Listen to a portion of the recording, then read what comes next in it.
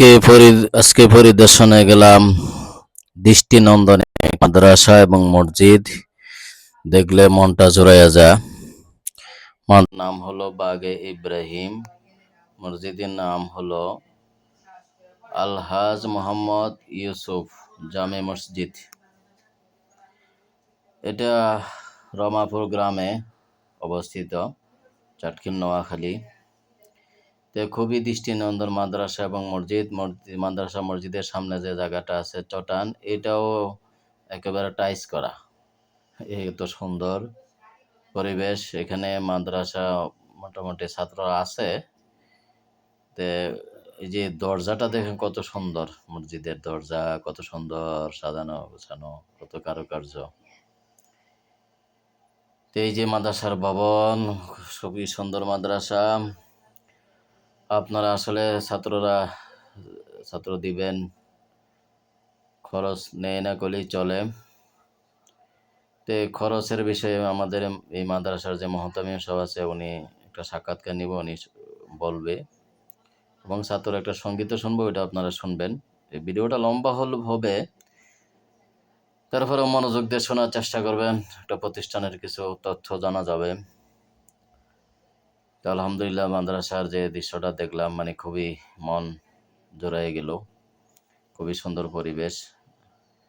অনেক জায়গায় তো ছাত্ররা কত কষ্ট করে পড়ে, এখানে খুবই আরামের ব্যবস্থাপনা।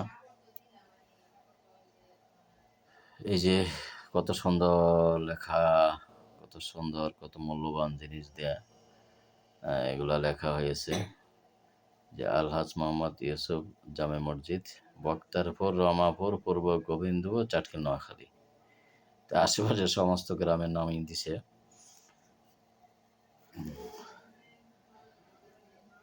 এই যে এটা হলো জামিয়ার এই মাদ্রাসার পাকঘর। মাদ্রাসা যারা আবাসিক আছে তাদের জন্য এখানে পাক করা হয়। এটাও খুবই পরিবেশ ভালো আছে, গ্যাসের ব্যবস্থা আছে, লাকড়িও আছে, দুভাবে ভাগ করানো হয়। এই যে মোহতামিম সাহেব কিছু বলবো, আপনারা শুনবেন, এবং একটা সঙ্গীত আসবে, আপনারা মনোযোগ দিয়ে শুনবেন। ধন্যবাদ।